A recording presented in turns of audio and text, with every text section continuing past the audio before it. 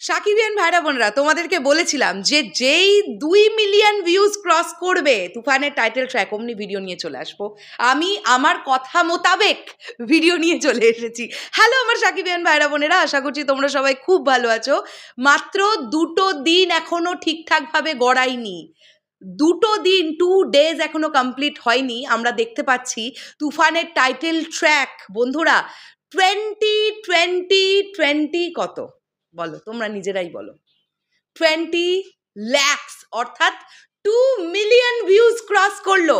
চরকি এবং SBF both YouTube channel থেকে আমরা দেখতে পাচ্ছি 20 লক্ষ ভিউজ অতিক্রম করলো তুফানের মোস্ট অ্যাওয়েটেড সং যেটা ছিল টাইটেল ট্র্যাক।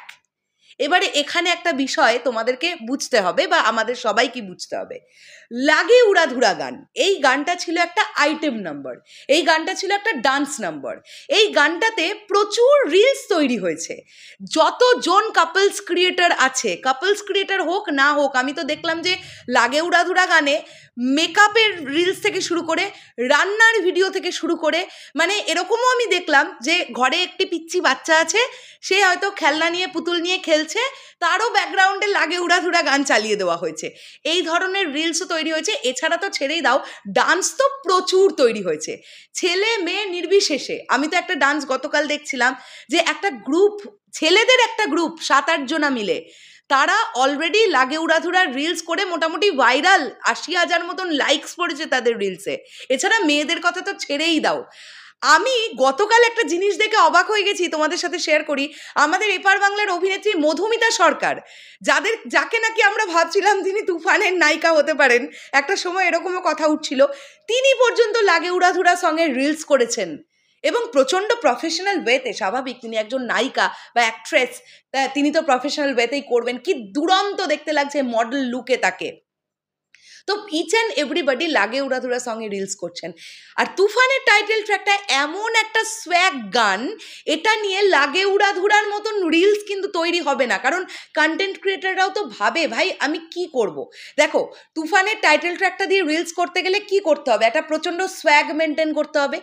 এটা যা করে হোক একটু হাত পা নাড়িয়ে নেচে দিলাম, সেটা কিন্তু তুফানের টাইটেল ট্র্যাকে হবে না, যেটা লাগে উড়াধুরা গানের ক্ষেত্রে পসিবল ছিল। কারণ ইটসেলফ ওই গানটার মধ্যে একটা বিট ছিল, তুমি কোন শহরের মাইয়া গো লাগে উড়াধুরা।